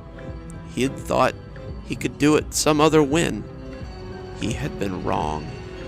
He had slept in his recliner every night after that. The phone rang then, dragging him from his misery. The picture on the screen was that of his wife, smiling like she was the happiest woman in the world as Malcolm grinned from her hugging arms. John felt a sob creep up his throat. He would have to change that.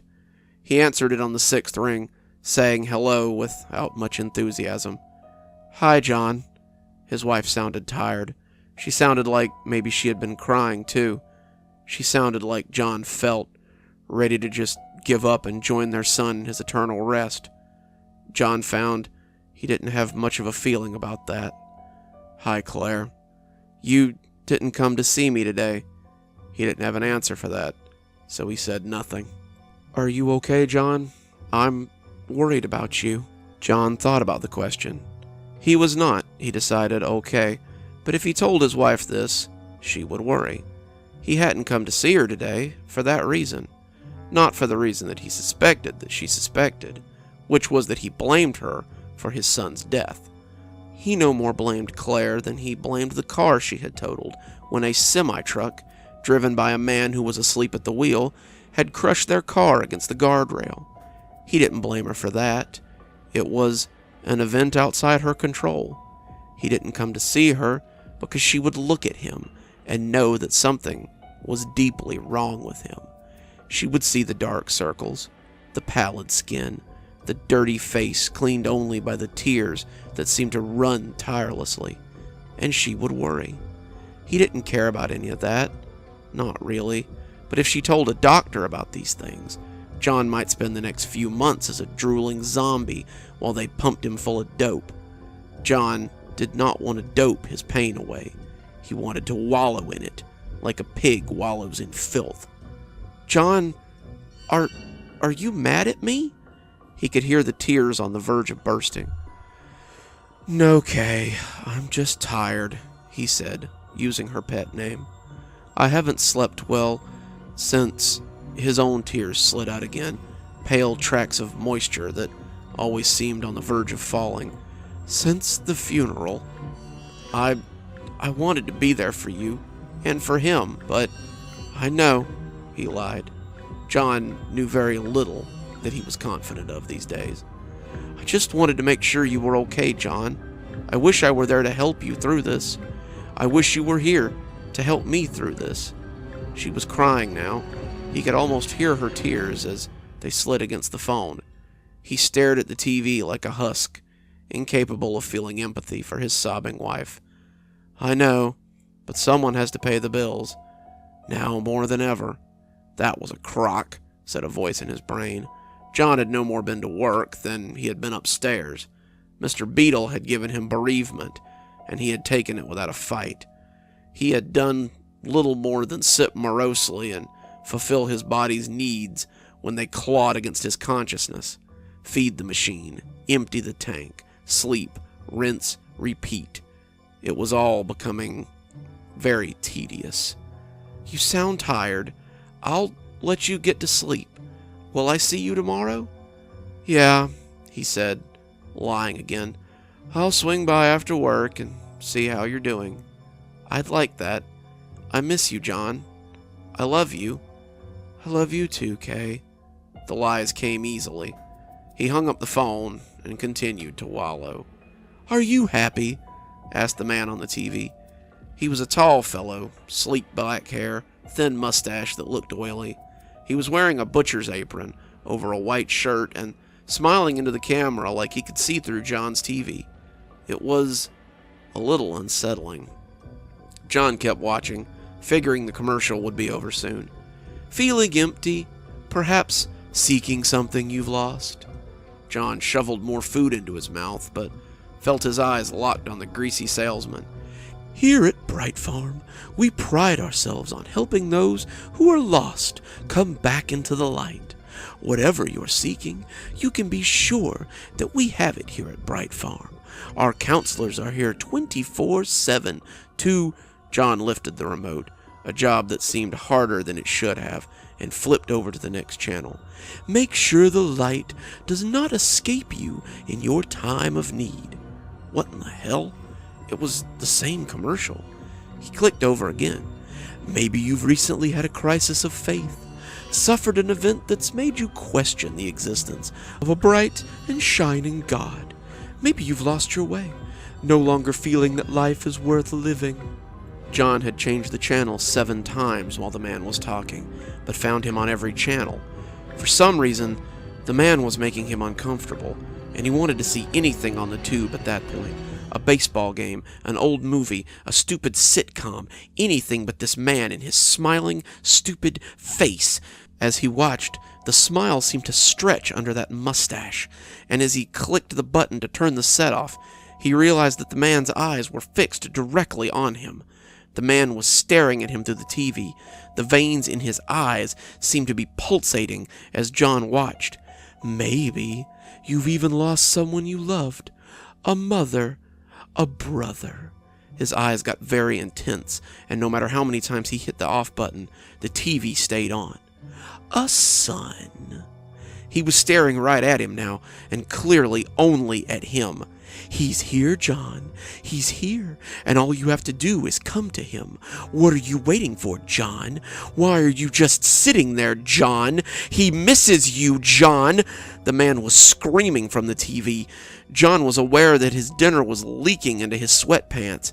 He had upset the little plastic tray, but it hardly seemed to matter. The man on the TV was beating his fists against the glass front and yelling at John, questioning him, asking him why he didn't come to his son if he missed him so damn much. John was screaming as he did this, and he came awake all at once. The screen was snow, and he had indeed spilled his dinner.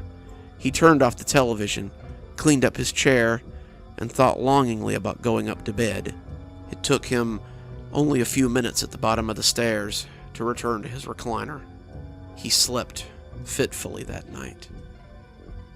John woke up early the next morning, bright and early. This was something he seemed to be unable to shake from his old life. His job had expected him to arrive at 8 a.m. every day, and his brain seemed hardwired to wake up at 6 a.m. every morning. He thought about going to work. Maybe a day at the office would set him right. He could sit in his office and go over accounts and feel like his usual self.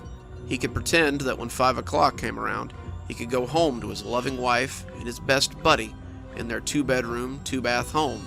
And when he got off and drove home, he would find it just that way.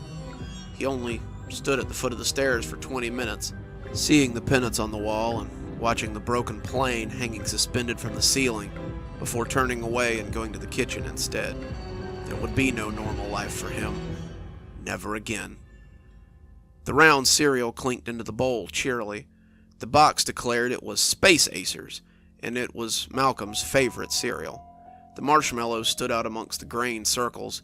They were the kind of neon color that only a kid could love, the lumpy multicolor of poor craftsmanship and lack of real care. He saw a tear fall into them as he studied them. He remembered how Malcolm had sung the jingle every time he ate them.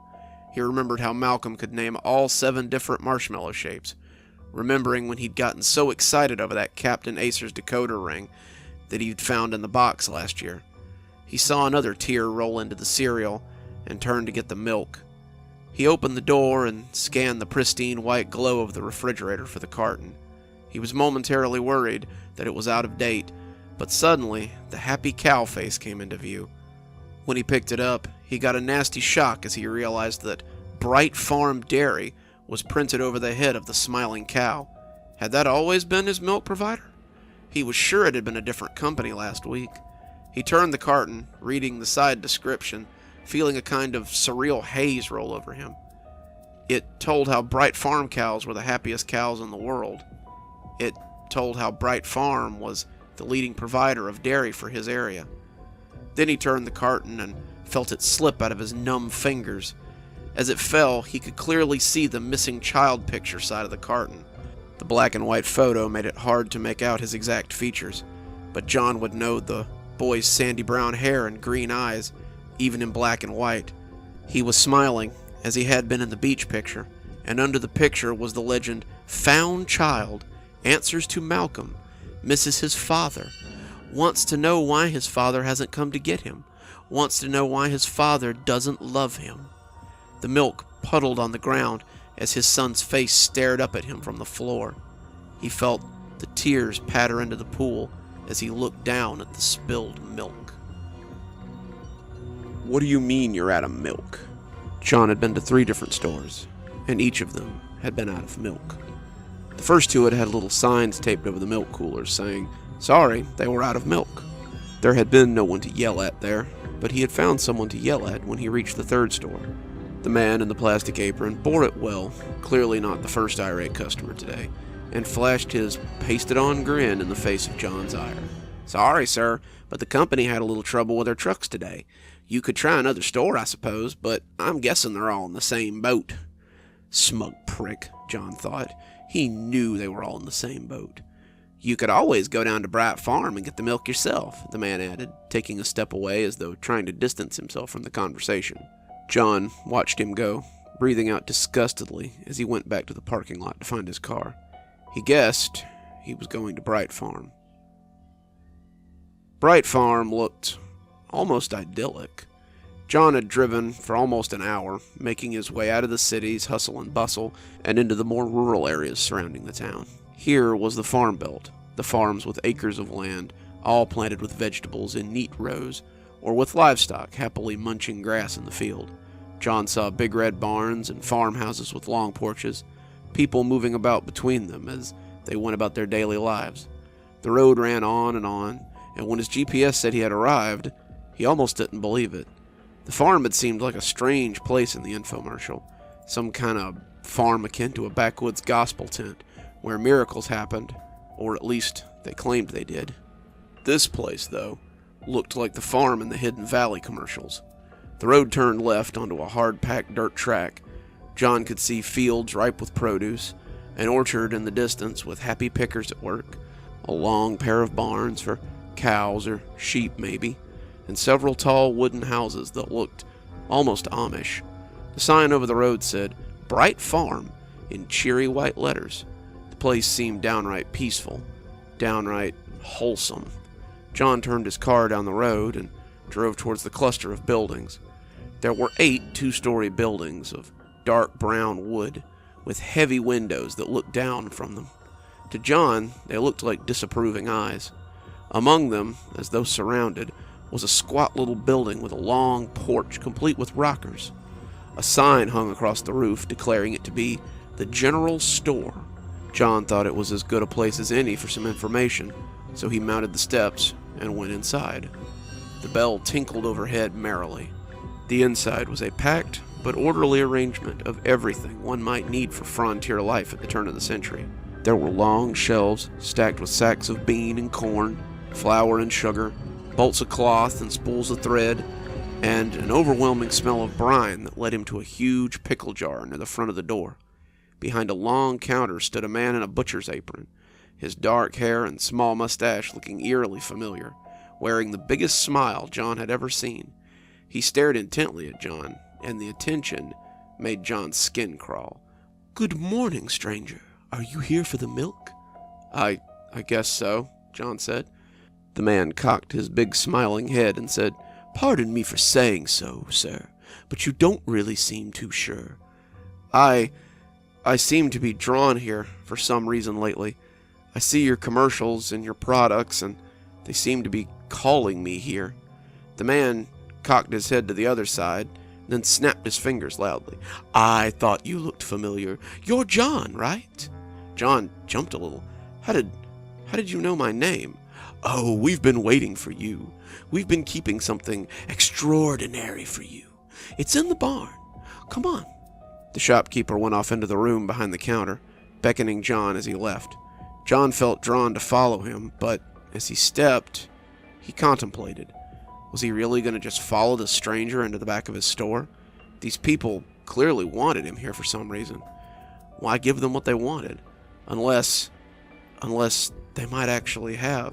"Coming?" called a voice from the back. John was around the counter before he could stop himself. He followed the man into the back of the store, a shadowy mountain of creaking shelves, but to his surprise, the man in the apron was already standing by an open back door. He led him out into the bright dooryard and pointed to a long cowshed he had seen before. If he had thought it looked too big from the road, now it seemed to stretch off towards the field for far too long.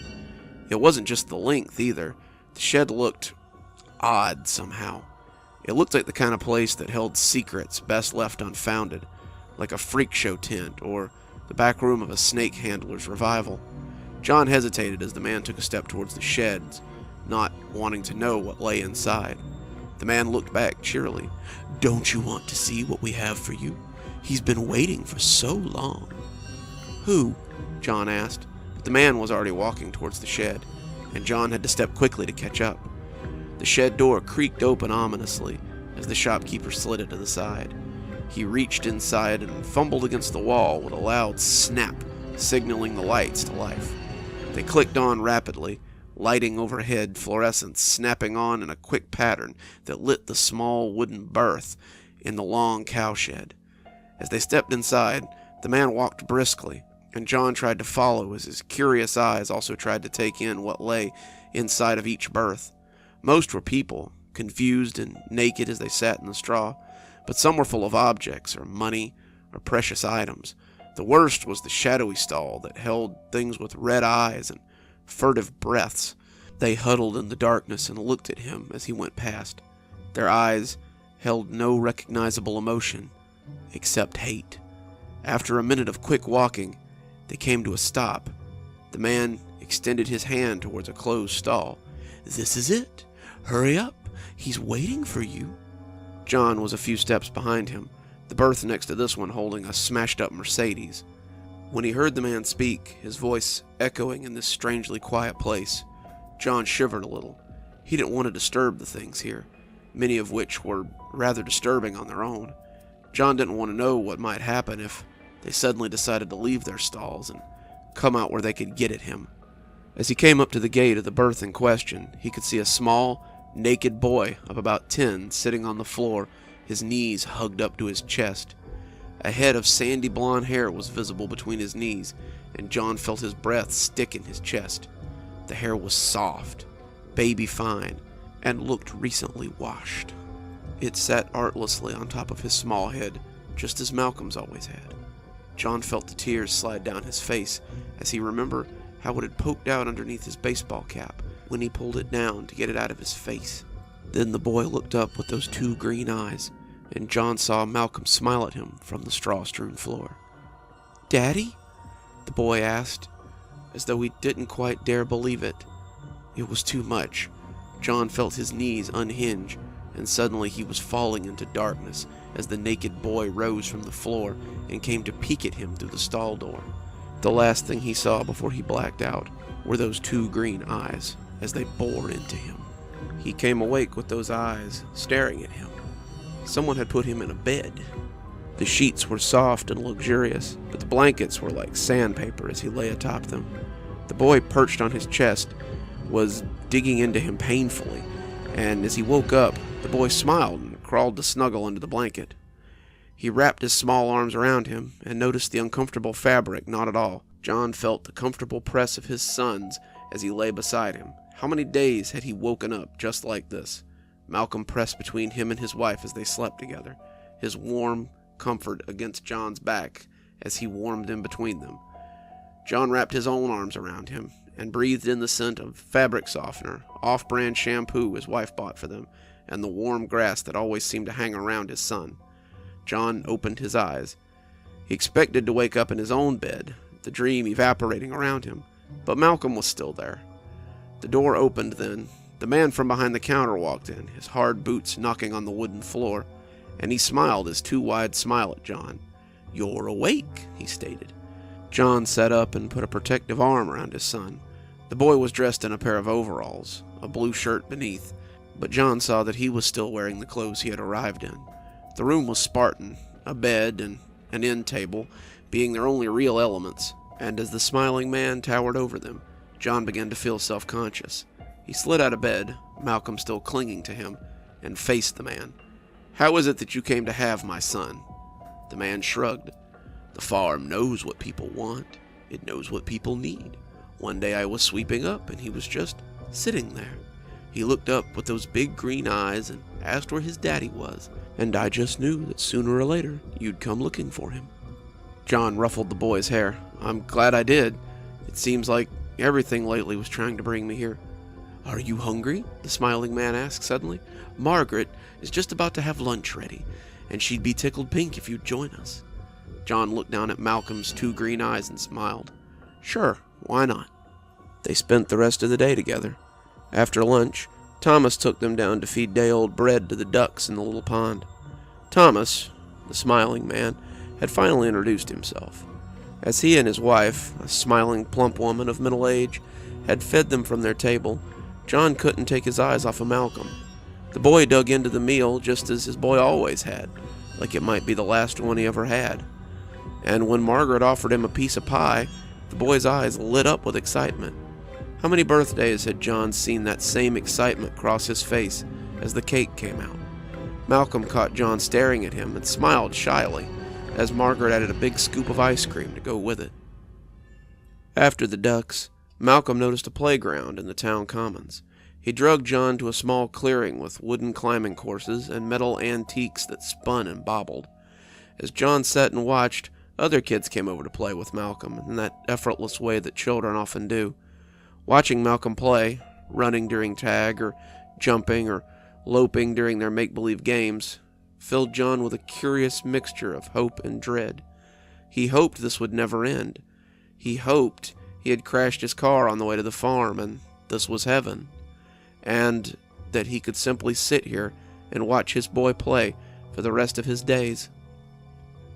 At the same time, he dreaded when this would have to end, and his sadness would creep back as the delusion or dream or whatever it was finally ended.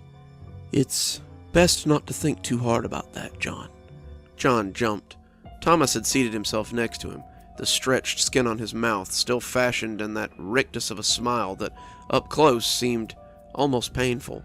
Why did he smile like that if the act hurt him? He tried to find his words, but they all seemed to muddy in his mind in the face of that bitter smile.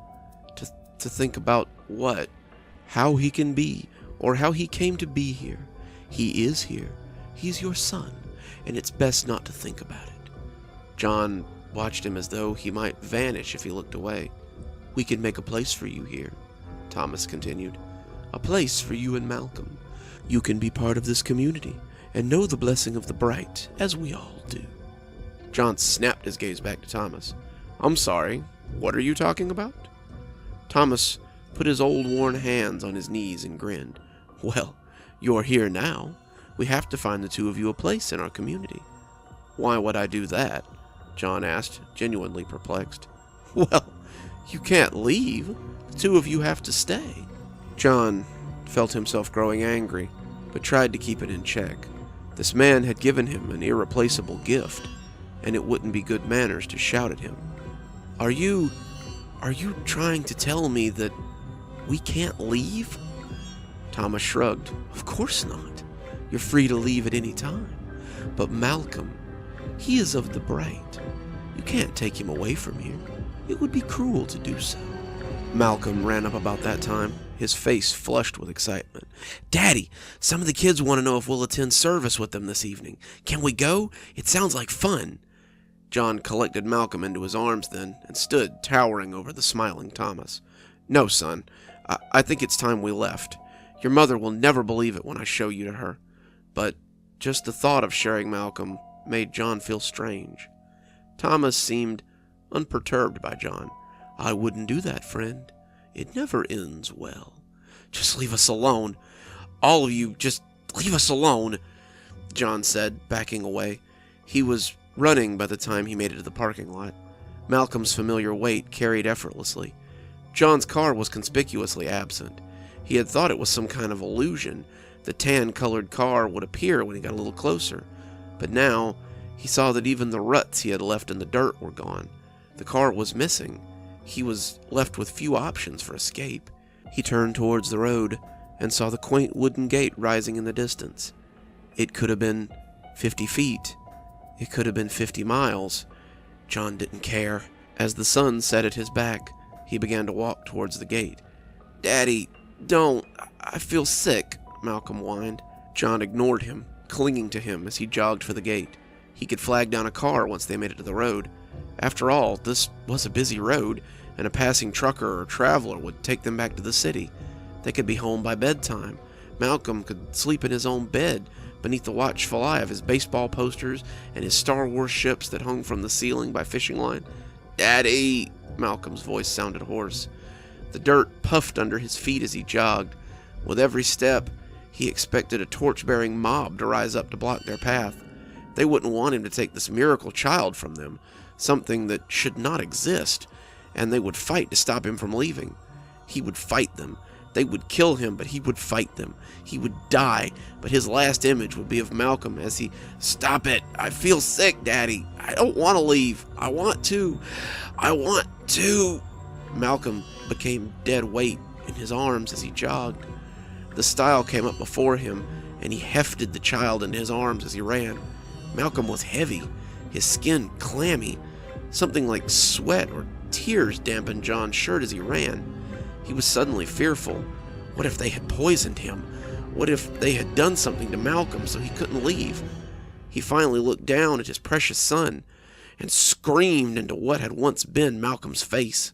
John found he was holding something akin to a lump of clay in his arms, just like a child's approximation of a person.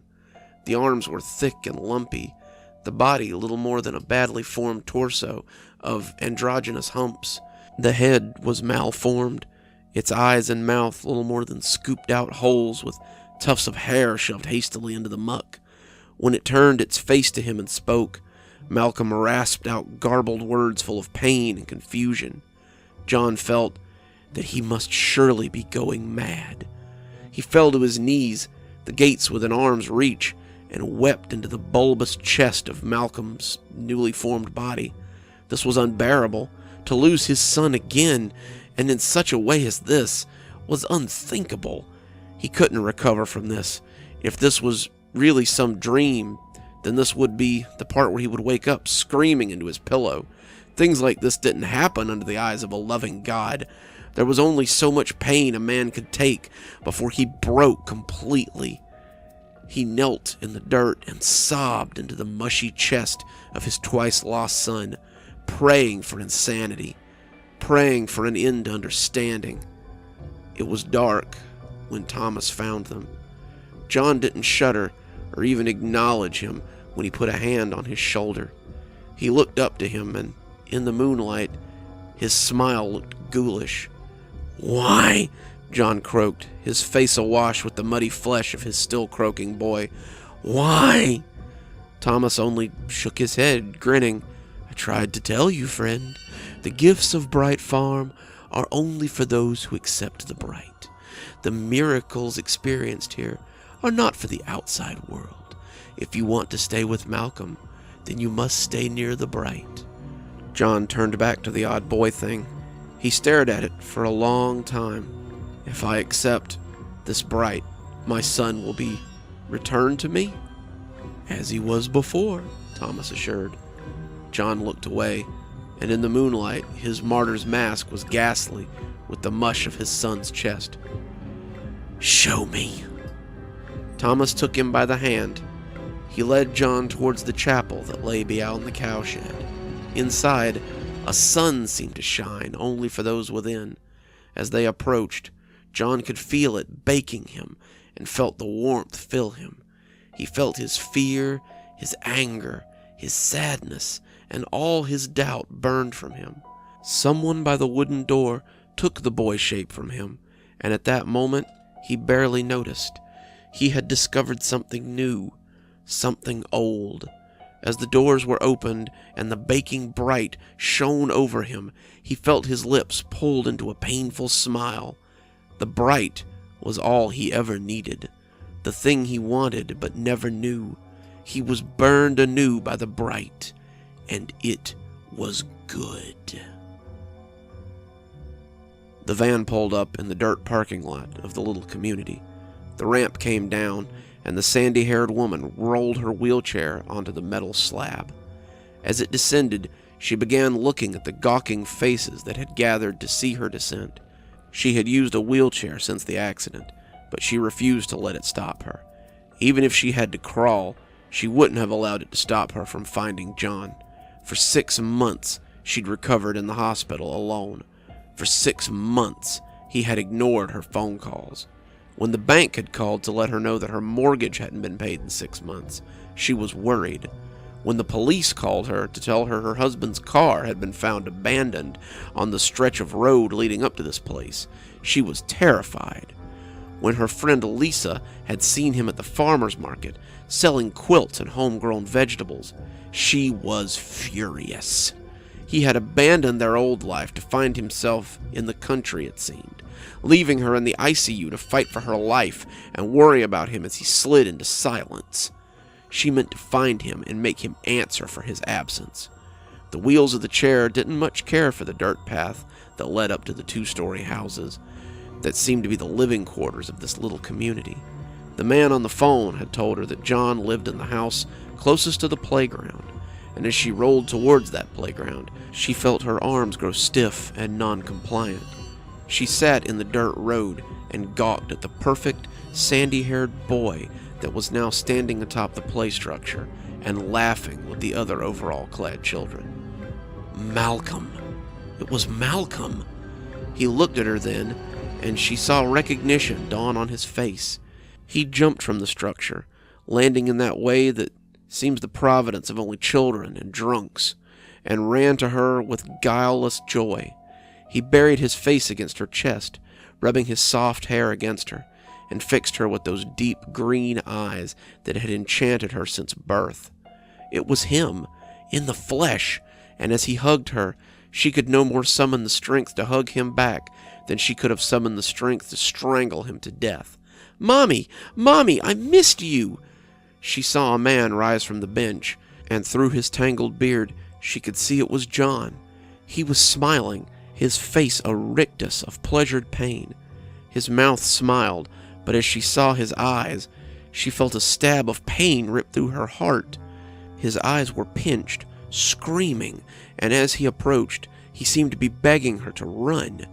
He bent to hug her, melding against his son easily as the two embraced her like some lost relation who had come back again. How is this possible, John?" He smiled at her with that painful grin. "Come to the barn, Claire. All things can be found if you're willing to see the light."